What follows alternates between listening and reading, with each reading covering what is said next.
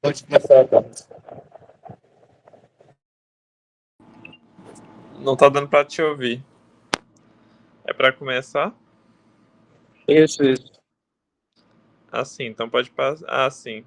A gente vai dar começa que é a quarta reunião. A gente vai falar aqui um pouco sobre o que você precisa submeter quando você for enviar o seu projeto, sobre a aprovação do comitê, sobre o plano, sobre etc. Eu vou começar falando sobre o plano de trabalho. Aqui a gente tem uma estrutura do plano de trabalho, vai se resumir a introdução, referencial teórico, materiais e métodos, cronograma, orçamento, referências e apêndice. Aqui no apêndice a gente vai ter os documentos, TCLE, formulários, etc. Aqui tem um sumário do lado, né? Na introdução a gente vai ter a contextualização, que é a introdução em si, que você vai falar ali, dar um panorama geral sobre o tema. E nos objetivos a gente vai ter uma subdivisão aqui. A gente vai dividir em objetivos gerais, objetivos específicos, justificativa e pergunta aqui. No objetivo geral a gente tem basicamente o título do trabalho. O trabalho é correlação entre x e y. É objetivo correlacionar x e y. Objetivos específicos vai ser as análises específicas que você vai fazer dentro da sua pesquisa. Justificativa é um pouco da relevância clínica do seu projeto, porque é importante fazer esse projeto. Pergunta de pesquisa também é um negócio que meio que reflete o título. É tipo, existe uma correlação entre X e Y? Aqui a gente tem uma análise de objetivos específicos de projeto que é aprovado pela ALAN. Eu acho que é o projeto sobre TRM do Marcos. São análises aí mais específicas que foram feitas no projeto dele. Vai variar de acordo com o projeto que vai ser feito. Pode passar. Referencial teórico, a gente vai dar um panorama ali teórico sobre o assunto. Já que a gente está fazendo um trabalho baseado na pergunta Picot, a gente vai ter vai falar sobre a condição ali, sobre a doença. No caso, seria a população que você está falando ali. Por exemplo, se é TRM, se é DBS, você vai falar sobre Parkinson. Aí você pode falar sobre epidemiologia, fisiopatologia, avaliação do grau da doença. No tratamento você vai falar um pouco sobre a sua intervenção. Já que a gente tem muito trabalho na área de neurocirurgia, você vai falar sobre uma descrição sobre a cirurgia que você está falando, sobre essa intervenção que você está realizando, e um pouco sobre os desfechos, que vão ser ali as medidas, os dados que você está medindo, as complicações, que é basicamente... Pode voltar um pouco. Que é basicamente ali o que você vai medir ao longo do seu projeto ali. Se você vai medir uma complicação, o risco de cefaleia, o risco de sei lá o que, tipo, você vai medir os desfechos do seu projeto. Pode passar. Materiais e métodos, você vai falar o tipo de estudo. Um coach retrospectivo, um estudo transversal. O local e o período, você vai falar sobre quando você vai fazer isso, em que local. Geralmente a gente está falando sobre o HU. População e amostra, você vai falar sobre a população que vai ser analisada, se é a população com uma condição clínica específica, se é a população que vai ser submetida a uma determinada cirurgia.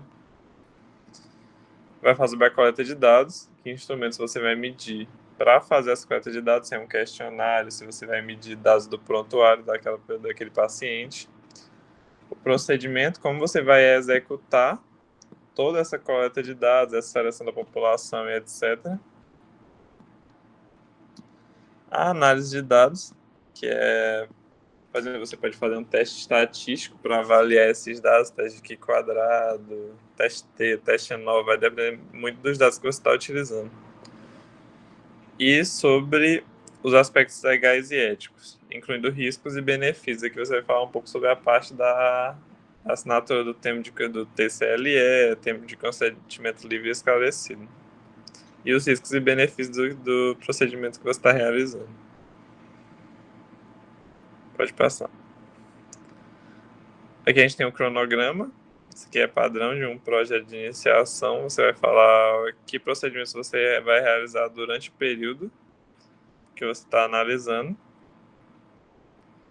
Aí você tem vários dados aqui, vários passos da sua pesquisa. Próximo. Orçamento, esse aqui eu não entendi muito bem.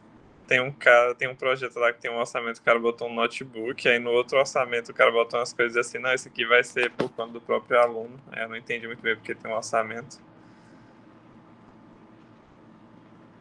E referências, que eu não botei aqui, e o apêndice, que vai ser basicamente formas de coleta de dados, e o TCLE. Basicamente, sobre o plano, é uma coisa bem simples, é uma coisa que vai se basear, uma vez que você tem uma pergunta de pesquisa, uma ideia do que você vai fazer ali, o resto é muito mais uma questão de embasamento teórico e explicação do procedimento do que uma coisa mais complexa. Então, uma vez definida a ideia do que você vai fazer e como você vai fazer, escrever o plano não é tão complexo assim. Agora, acho que a Ana Clara vai falar. Bom, agora a gente vai entrar nessa parte da documentação necessária para que haja a submissão.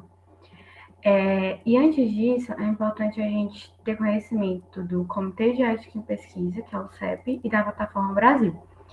O Comitê de Ética em Pesquisa, ele vai avaliar o seu trabalho e também vai acompanhar, porque todo trabalho que vai envolver seres humanos tem que ter o CEP.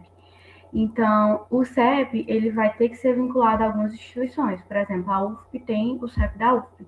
Então, essas instituições, elas vão ter que ter o CEP. E a gente tem a Plataforma Brasil. A Plataforma Brasil, ela é uma base nacional unificada que ela vai organizar todos esses trabalhos que serão submetidos. E aí, na Plataforma Brasil, a gente tem os documentos mínimos obrigatórios para que haja essa submissão. Então, a Plataforma Brasil, ela vai ser o sistema onde o projeto ele vai ser enviado, enquanto o CEP, ele vai avaliar e decidir se aquela pesquisa ela vai ser viável ou não. Na Plataforma Brasil, a gente tem documentos que são os mínimos exigidos para que essa submissão aconteça. Nós temos a folha de rosto, o projeto detalhado, o TCLE e a carta de anuência. A folha de rosto, ela é gerada dentro da Plataforma Brasil e essa folha de rosto ela vai identificar o pesquisador responsável, a instituição que está sendo realizada, e todos esses documentos eles vão precisar ser assinados, datados e carimbados pela instituição que está acontecendo o estudo. O projeto detalhado foi o que o Carlos explicou. Então, ele é de suma importância porque é ele que o CEP vai avaliar. Então, além de tudo que o Carlos falou, a metodologia ela tem que fazer todo um sentido. Além disso, também, os riscos e benefícios eles vão ter que ser muito detalhados e tem que ser coerente também com os documentos que tu vai mandar. Além disso, como o Carlos falou, o cronograma e o orçamento, eles são de suma importância também, porque eles vão ser avaliados e o cronograma, ele tem que deixar claro que a coleta de dados, ela só vai iniciar depois que houver a aprovação do CEP.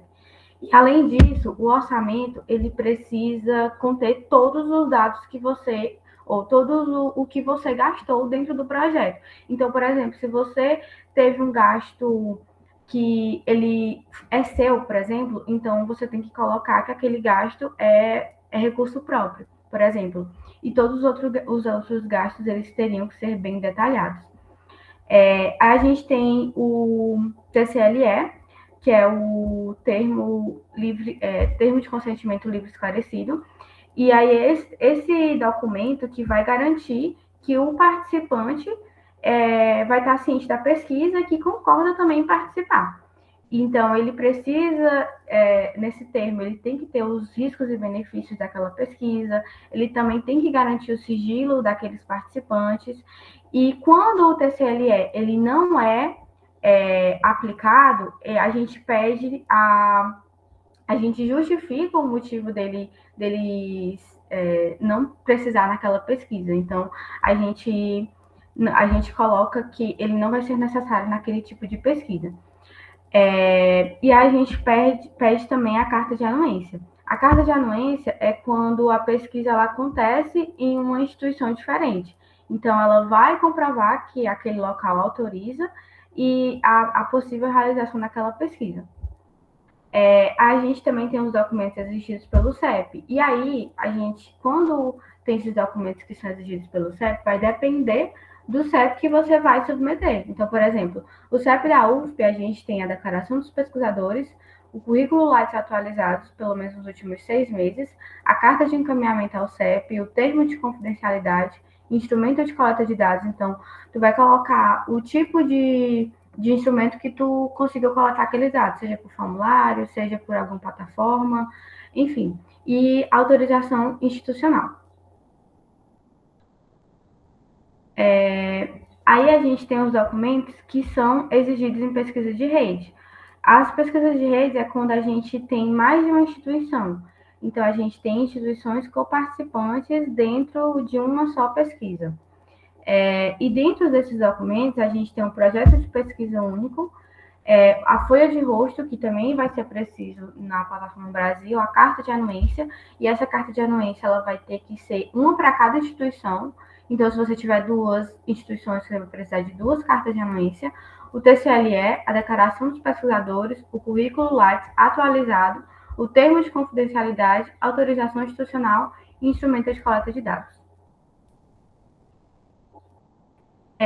A gente tem essas documentações necessárias. E dentro dessas documentações, nós temos algumas orientações.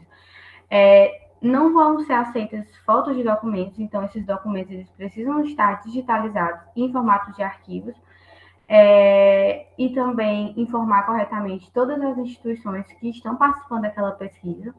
E é importante frisar que pesquisas que não vão passar pelo CEP. Então, dados de acesso ao domínio público, revisões de literatura, pesquisa censitária, bancos de dados agregados e atividades que são exclusivamente educacionais e não têm um cunho de pesquisa. E aqui são algumas orientações e materiais de apoio. A gente tem o suporte da Plataforma Brasil, que dá para acessar pelo site. Aí também temos o CEP do local que você vai realizar aquela pesquisa e também alguns documentos que vão ajudar, né, nessa submissão, que é o manual do pesquisador, que a gente vai enviar depois para vocês.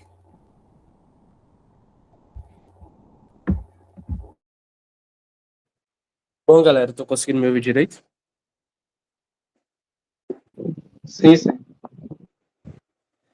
Pois pronto, os meninos eles falaram basicamente sobre um dos passos principais, que é fazer a estrutura do projeto e colher e sintetizar os documentos necessários.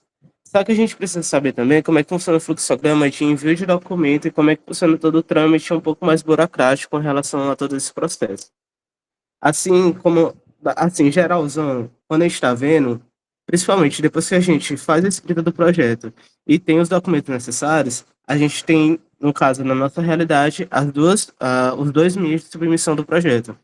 Vai ser pela UFP, no caso do edital de projeto de pesquisa da UFP, e do HU. Cada um deles, eles funcionam basicamente quase do mesmo jeito. A diferença é que o HU precisa passar por uma coisinha a mais do que da UFP. Quando a gente já tem o projeto e os documentos necessários para o CEP da UFP, a gente só tem que submeter na Plataforma Brasil para gerar a aprovação do CEP, e depois daí a gente vai submeter no edital da UFP. Vai passar pelo CEP da UFP, e depois de aprovado, a gente vai submeter no edital de projeto de pesquisa da UFP. No caso, quando vai fazer pelo CEP da HU, precisa passar antes pelo Rede Pesquisa, que é basicamente, o Rede Pesquisa, ele é como se fosse uma pré-plataforma Brasil dos hospitais universitários vinculados à EBC. Aí por isso tem que passar pelo Rede Pesquisa, depois pela plataforma Brasil e por último, depois aí que o CEP da HU, ele vai ver e vai fazer a apreciação do seu projeto. No Rede Pesquisa, basicamente, funciona da seguinte forma. O projeto ele vai ser escrito, e depois de escrito e confeccionado os documentos necessários, a gente faz a submissão no Rede Pesquisa. No Rede Pesquisa, ele vai passar por dois tipos de apreciação. A primeira apreciação vai ser a documental, ou seja, ele vai ver se os documentos, ele não vai olhar o conteúdo em si, mas ele vai olhar aquilo que tu submeteu está correto com base, os documentos estão corretos. Então, se tem um projeto detalhado, se está dizendo se tem os materiais e métodos, se a pessoa submeteu o TCLE, a carta de anuência, por aí vai. A partir daí, se passou pela apreciação documental, então eles vão analisar a metodologia e basicamente o conteúdo mesmo do projeto, para ver se ele pode e ele tem uma relevância a ser aplicado dentro da HU. Aí vai ser uma apreciação metodológica e de viabilidade do projeto. A partir daí, se ele não for aceito, eles mandam o pesquisador novamente para ele fazer as correções ou responder algumas perguntas ou dúvidas. Se ele for aceito, então passa pelo Rede Pesquisa e se passa pelo Rede Pesquisa, pode submeter na plataforma Brasil. Agora, aqui quando a gente está vendo pelo fluxograma da plataforma Brasil, basicamente é quase a mesma coisa. Independente se é do CPH ou do CEP da UF, tem que passar pela plataforma Brasil. Aí, como é que eu vou saber se vai para o CEP da UF ou o CEP da HU? Basicamente, eles fazem mais ou menos como se fosse uma redistribuição automática. Se o projeto de pesquisa envolve a HU, mesmo a pessoa já tendo passado pela rede de pesquisa, porque lá na plataforma Brasil, se eu não me engano, não tem como selecionar um CEP de preferência. Mas se eles veem que aparece que dizendo que o projeto vai ser apresentado dentro da HU, então a plataforma Brasil ele faz um redirecionamento para o CEP da HU. Agora, quando é submetido pela UF, mas tem um escopo bem mais geral, aí vai para o CEP da UF. Então, o que precisa mais ou menos nesse início? O pesquisador ele precisa fazer o seu cadastro, e depois do cadastro, ele vai cadastrar um novo projeto. Dentro desse novo projeto, ele cadastrou um novo projeto, ele submete na plataforma, e aí a plataforma ele vai receber esse projeto. Do mesmo jeito que ocorreu lá no Rede Pesquisa, aqui também tem uma análise documental. Ou seja, eles vão analisar basicamente se todos os documentos que você mandou estão corretos e corretamente preenchidos. A partir daí, se a validação documental ela for rejeitada, o projeto é devolvido e o pesquisador ele tem que verificar e novamente resubmeter. Mas se a análise documental ela for aceita, aí sim vai passar pela apreciação ética. Então, nesse caso, a plataforma Brasil, ela meio que registra que os documentos estão corretos e a partir daí ela vai indicar basicamente um relator. Esse relator, basicamente, eles vão encaminhar para o comitê de ética propriamente dito. A partir daí, eles vão ver se o projeto for aceito. Aí, esse relator ele vai ver basicamente uma forma um pouco mais geral. E a partir daí, se for aceito mesmo, aí ele vai partir para a comissão, para meio que um esmiuçamento maior do projeto. Aí, nessa comissão, elas vão ver se o projeto ele já está completamente dentro do escopo e eticamente correto, aí ele pode ser aprovado. Se tipo assim, o projeto estiver bem, assim, bem fora da ética, mesmo que a metodologia não esteja correta, ele é reprovado. E, tipo assim, é o comitê de ética. Mas nos casos onde tem as pendências, basicamente são aqueles casos onde os pesquisadores, a comissão, ela precisa de alguns detalhes a mais, basicamente sobre a metodologia e como o projeto ele vai ser feito para que eles precisam dar um parecer real e final. E por isso fica essas pendências, na qual eles mandam pela mesma plataforma algumas perguntas que o pesquisador responsável tem que responder. Que é isso que é interessante. O pesquisador responsável, ele é incumbido de submeter o projeto e se responsabilizar do que está contido nele e também de responder as perguntas que são direcionadas de pendências do projeto. Se tiver pendências, volta para o pesquisador responde em, um, em uma réplica, e a partir daí volta de novo para aquele mesmo processo de indicar um relator, se o relator for, se o projeto foi aceito pelo relator, se, não, se for aceito, passa de novo pela apreciação ética, aí sim, para ver se foi decidido, se foi aprovado ou se não foi aprovado. Aí é basicamente isso, tipo, o fluxograma. É tipo assim, eu coloquei essa última parte porque apesar da gente saber que tem que ter na plataforma brasileira, tem que submeter e tem que votar para isso, mas é interessante a gente saber como é que funciona todo esse processo. Principalmente por causa que isso facilita muito dentro de uma logística interna. É isso. Alguém tem alguma dúvida?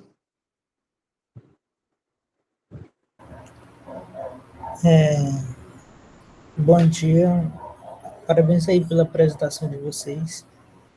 Eu tenho uma dúvida em relação a esses processos que são realizados tanto na Plataforma Brasil quanto na rede pesquisa. Desses procedimentos, quais são realizados por nós, né, alunos, e quais são realizados pelo orientador, digamos assim? Porque, claro que muitos deixam o encargo do aluno, né? Mas, na teoria, quais deles deveriam ser realizados apenas pelo, pelo usuário, digamos assim, do orientador? Teoricamente, tipo assim, o cadastro na plataforma Brasil e no Rede Pesquisa deve ser feito pelo orientador. Só que a gente não, a gente sabe que não é feito assim. Tipo assim, geralmente, ou os orientadores geralmente dão acesso da plataforma Brasil para a gente mesmo cadastra, ou a gente só nomeia o orientador, a gente mesmo pode cadastrar e a gente nomeia o pesquisador-chefe, que no caso é o nosso orientador. Só que a parte da resposta mesmo, que no caso da resposta das pendências, aí sim deve ser respondido, tipo assim, teoricamente na plataforma deve ser pelo orientador-chefe, pelo pesquisador responsável, no caso que seria o orientador.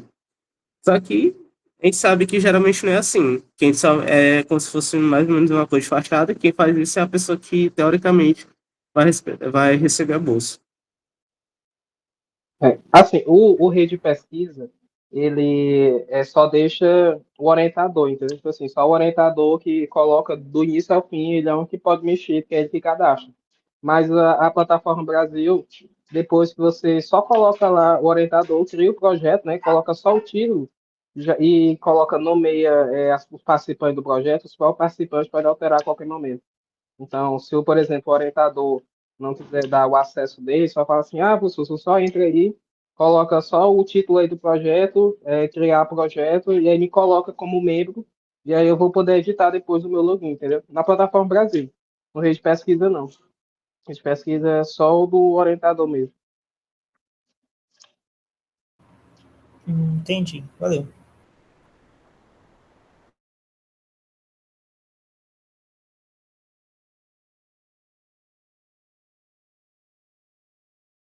Alguma outra dúvida?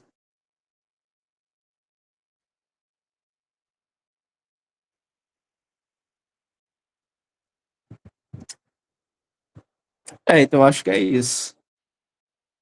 Valeu, galera, pela presença de todo mundo.